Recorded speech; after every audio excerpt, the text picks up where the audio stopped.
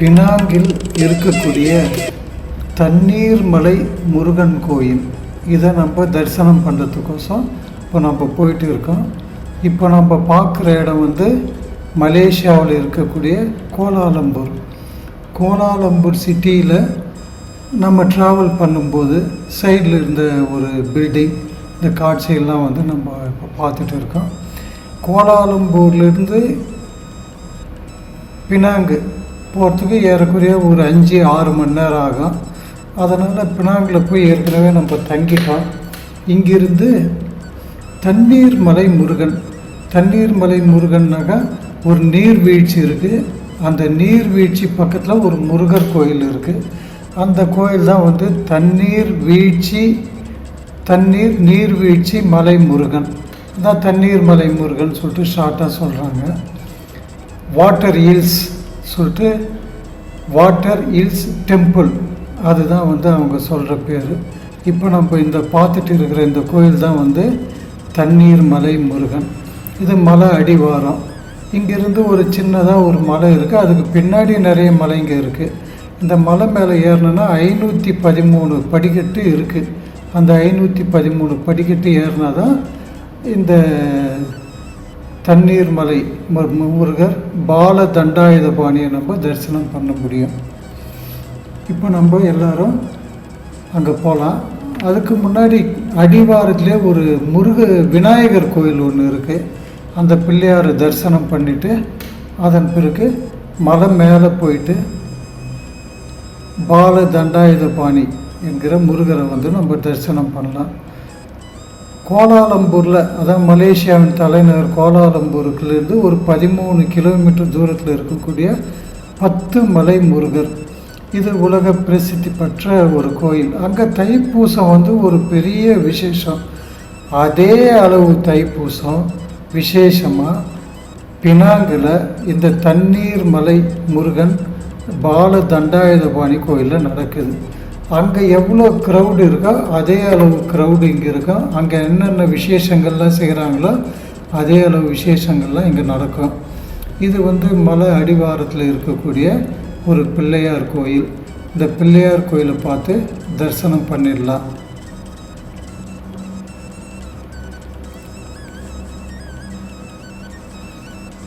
இங்கேயும் தமிழில் தான் நல்லா அர்ச்சனை பண்ணுறாங்க, தமிழில் பேசுகிறாங்க, எல்லாமே தமிழ். ஃப்ளோரிங்லாம் எவ்வளோ அழகாக இருக்குது பாருங்கள். இந்த படி தான் ஆரம்பமான படி. இங்கிருந்து 513 படி மேலே ஏறி போகணும். ஓரளவு அனல் தெரியுது, அந்தளவு குழுன்னு சொல்லிட்டு 513 போட்டு இருக்காங்க. அந்த 513 படிக்கட்டு ஏறின பிறகு அந்த மூலஸ்தானத்தை நம்ம கோயிலை நம்ம ரீச் ஆகலாம். அனல் கொஞ்சம் தெரியுது, ஏன்னாக்கா ஹைட்டு கொஞ்சம் கம்மி. அந்த கொடிமலை முருகன் சொல்லிட்டு இந்த பினாங்கு ஹில்ஸ் பார்த்தா அது நல்லா குழுன்னு இருந்து ஒரு நல்ல கிளைமேட் இருக்குது. ஆனால் இங்கே பார்த்திங்கன்னா கொஞ்சம் அனல் நல்லா தெரியுது. இருந்தாலும் பரவாயில்ல, கொஞ்சம் தூரம்ன்றதால படிக்கட்டுலாம் அவ்வளோ பெரிய படிக்கட்டில், சின்ன படிக்கட்டு தான். அப்படியே பொறுமையாக ஏறி நம்ம போயிட்டு வரலாம். மேலே போகிறதுக்கு கார் போகிறதுக்கு தனியாக ஒரு ரூட் இருக்குது.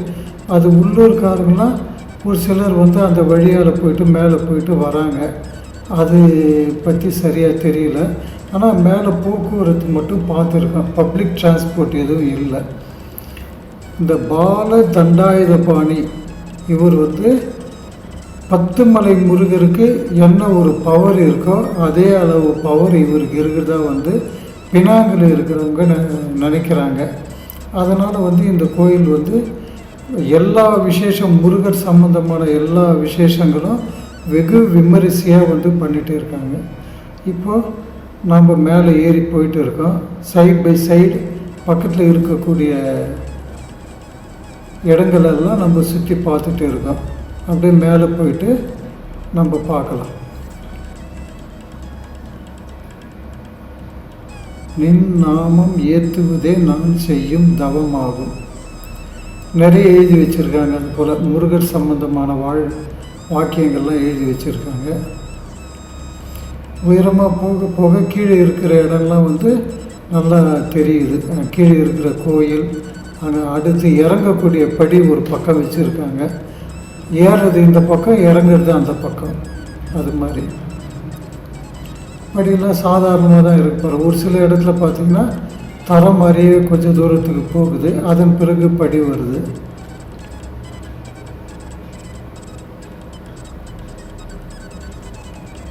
காசிக்கு போய் கங்கையில் நீராடணும், காசி விஸ்வநாதரை தரிசனம் செய்யணும், அயோத்தியில் ராமர் பாதத்தை வணங்கி அருள் பெறணும்.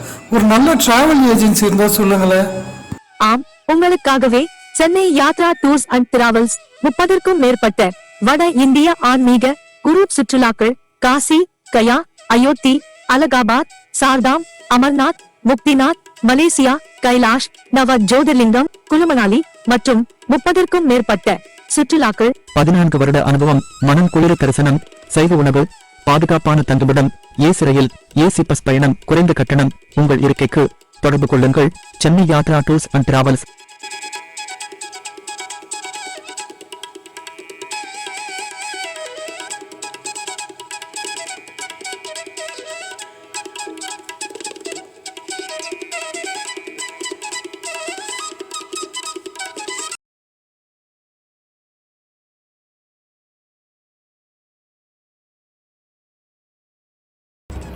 இங்கே குரங்கு கூட்டம் ரொம்ப அதிகமாக இருக்குது. நிறைய தொந்தரவு பண்ணல, இருந்தாலும் கண்ணுக்கு தெரிஞ்ச அளவுக்கு நிறைய குரங்குகள் இங்கே அதிகமாக இருக்குது. இங்கே ஒரு பக்தர் பார்த்திங்கன்னா பால் காவடி எடுத்துகிட்டு போனார். அவர்கிட்ட கேட்டோம், எப்போ வேணாலும் பால் காவடி எடுக்கலான்னா இவங்க வேண்டிக்குவாங்களாம். எப்போ வேணாலும் வேண்டுதல் நிறைவேற்றோம்னா இங்கே பால் கூட எடுத்துகிட்டு போவாங்கன்ற மாதிரி சொன்னார். அப்படி ஒரு வேண்டுதல் இங்கே இருக்கிற மாதிரி தெரியுது.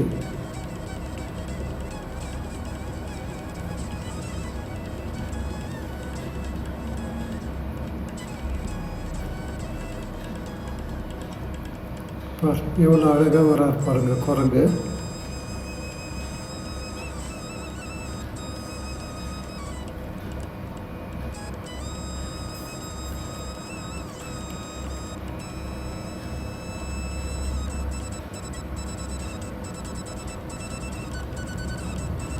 Chennai Yatra tours and travels மூலமாக 40 பேர் மலேசியா சுற்றுலா வந்திருக்கோம்.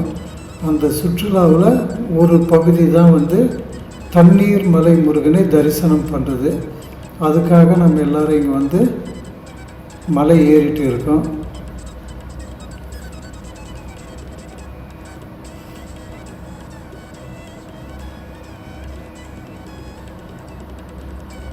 மலையோட 2 பக்கமும் பார்த்தா கார்டனிங் மாதிரி நிறைய பூச்செடிங்க, இந்த கார்டனில் இருக்கக்கூடிய ஒரு செடி வகையெல்லாம் வச்சுருக்காங்க. இந்த பொம்மையெல்லாம் பாருங்கள், இது சேவல் பொம்மை, ஒரு அம்மையார் ஒருத்தர் வழிபடுறாங்க. அது போலலாம் நிறைய ஒரு வச்சுருக்காங்க. இவங்க கான்செப்ட் நிறைய கோயில் சம்மந்தமான கான்செப்ட்லாம் பண்ணி வச்சுருக்காங்க.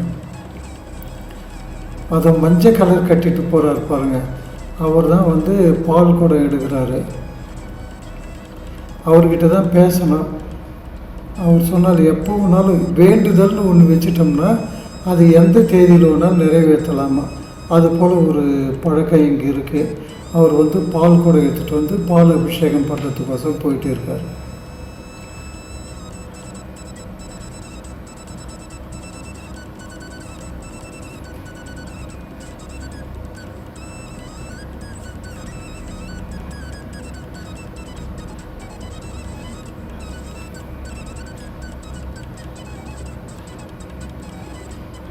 கொஞ்சம் தூரத்தில் தெரிகிறது தான் அந்த கோவில் இருக்கக்கூடிய ஒரு இடம்.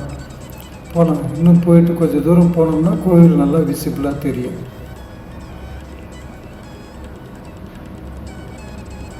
கொஞ்சம் வயசானவங்களாம் கஷ்டப்பட்டு தான் ஏறுறாங்க.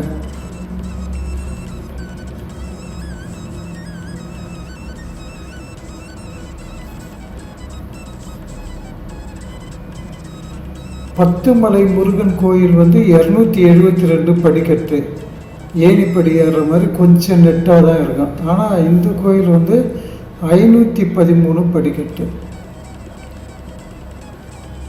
அதனால் கொஞ்சம் டைம் எடுக்க தான் செய்யுது.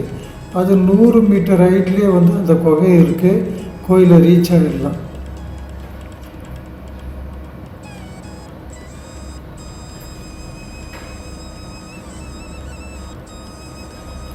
ஒரு வழியாக அந்த ஆர்ச்சுக்கு வந்துட்டோம்.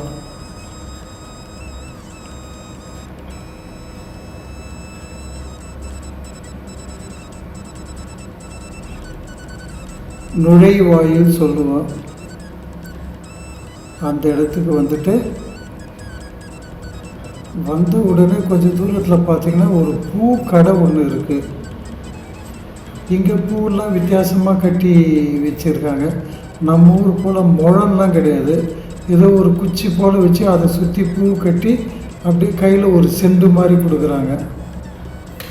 பார்க்கலாம், அதையும் பார்க்கலாம். இன்னும் கொஞ்ச நேரத்தில் போனோம்னா அந்த தகவல்லாம் நமக்கு கிடைக்கும்.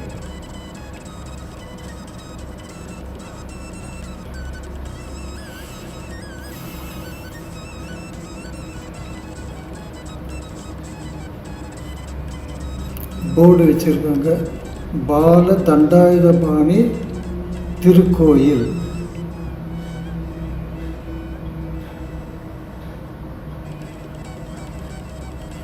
பூஜை விபரம் இதெல்லாம் வச்சுருக்காங்க. டூஸ் அண்ட் டோன்ட்ஸ் அது போல் ஒரு சைடில் எழுதியிருக்காங்க.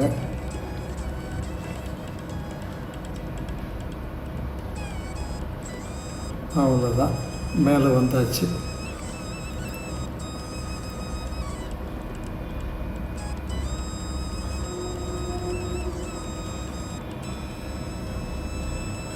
இதுதான் அந்த பூஜை பொருளாக விற்கக்கூடிய கடை. இங்கே பூ கட்டுறது முழம் கணக்கு இல்லை, அது கையில் வாங்கிட்டு போகிறாங்க. இப்போ ஒரு பூச்செண்டு மாதிரி அது போல் தான் கொடுக்குறாங்க. அதுதான் வந்து நம்ம பூ மாலைக்கு பதிலாக வந்து அதை கொண்டு போயிட்டு சாமிக்கு நம்ம படைக்கணும். எல்லாமே பார்த்திங்கனாக்கா ஒரு இந்த ஊர் பழக்கப்படி தான் அந்த பூஜை பொருள்லாம் வச்சுருக்காங்க. ஆறுமுகம் பூஜை பொருள் விற்கிறவர். பக்தி பாடலாம் நல்லா பாடிச்சு, நாமெல்லாம் அதை ரெக்கார்ட் பண்ணல. கோயிலுடைய முன்புறம்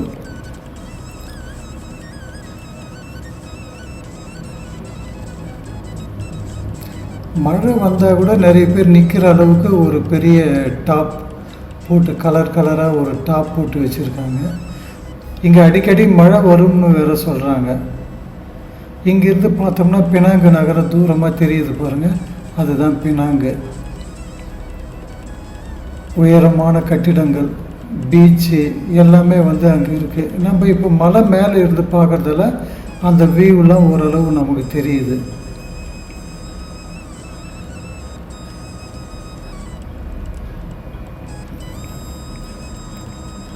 விநாயகர்,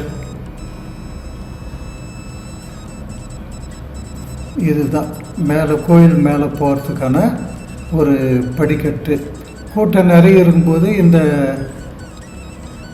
ரோ மூலமாக அந்த வரிசை மூலமாக போகிறதுக்கோசம் தேவையான அரேஞ்ச்மெண்ட்லாம் வச்சுருக்காங்க. கொஞ்ச நாள் முன்னாடி தான் தைப்பூசம் நடந்து முடிஞ்சுது.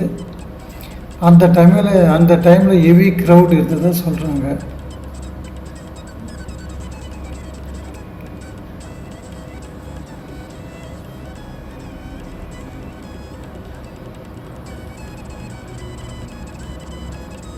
இதுதான் கோயில் ராஜகோபுரம்.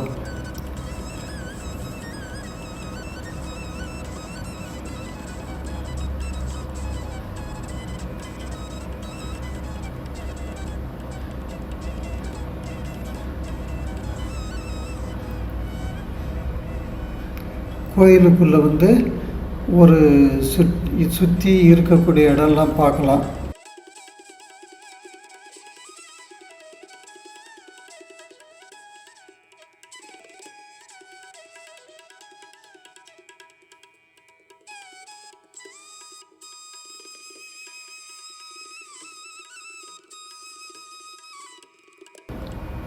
ஓரளவு சுற்றி இருக்கக்கூடிய இடங்கள் என்னென்ன அவைலபிளாக இருக்கோ அதெல்லாம் நம்ம பார்க்கலாம்.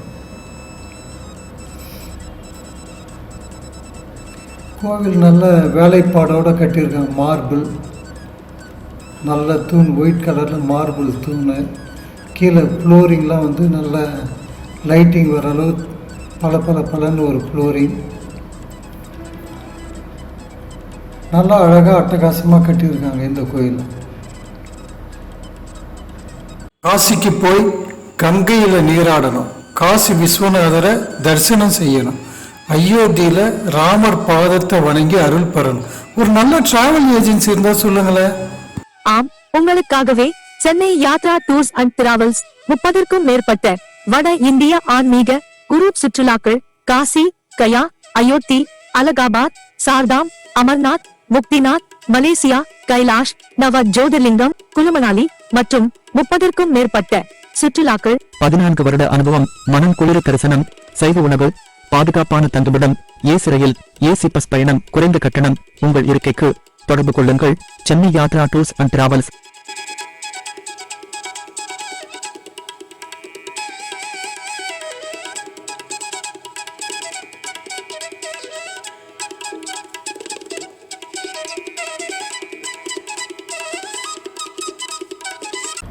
விநாயகர்,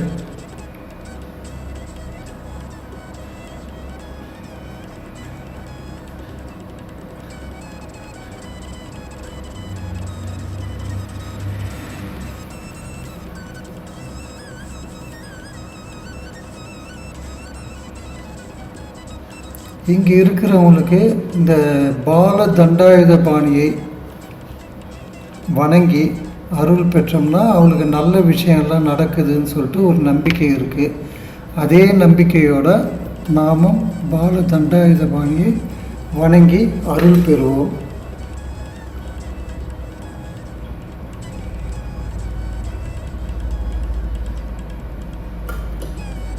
இந்த கோயில் பக்கத்தில் வந்து ஒரு சரவண பொய்கை வச்சுருக்காங்க. அந்த கார்த்திகை பெண்கள் 6 பக்கம் 6 பேர் இருக்காங்க. 6 குழந்தைகளை வச்சு ஆறுமுக கடவுளை வந்து நடுவில் இருக்கிற மாதிரியே வச்சுருக்காங்க. இங்கே வந்து தெப்ப உற்சவம்லாம் கூட பண்ணுறாங்க அந்த டைம் வரும்போது. அதுக்கும் பக்கத்தில் பார்த்திங்கன்னா ஒரு ஐயப்பனுடைய சந்நிதி, அது தெரியுது பாருங்க, அது ஐயப்பனுடைய கோயில். அதையும் பார்த்து தரிசனம் பண்ணிட்டு மறுபடியும் கீழே வந்துடுறோம். வந்த பிறகு அந்த அடிவாரத்தில் பக்கத்திலே ஒரு 4-5 பில்டிங் தள்ளி மீனாட்சி சுந்தரேஸ்வரர் சொல்லிட்டு ஒரு கோயில் கட்டியிருக்காங்க. இது லேட்டஸ்ட்டாக கட்டினது போல நம்ம பார்த்துட்டு இருக்கோம். இதுக்குள்ளே மீனாட்சி ஒரு பக்கமும் சுந்தரேஸ்வரர் ஒரு பக்கமும் இருக்கார். அதையும் தாண்டி வலது பக்கத்தில் பெருமாள், வெங்கடேச பெருமாளுடைய சந்நிதியும் இருக்குது. இது வந்து ஒரு விசேஷமான கோயில் போல் இருக்குங்க. மீனாட்சி சுந்தரேஸ்வரர் திருக்கோயில் பினாங்கு. இந்த கோயிலையும் நம்ம பார்க்கலாம். இரவு நேரம் டைம் அதிகமாகிடுச்சு, அதனால் நம்ம உள்ளே போய்ட்டு நிறைய பார்க்க முடியல. இது வரைக்கும் பார்த்து தரிசனம் பண்ணிட்டோம். தேங்க்யூ ஃபார் வாட்சிங். அடுத்த வீடியோவில் பார்க்கலாம்.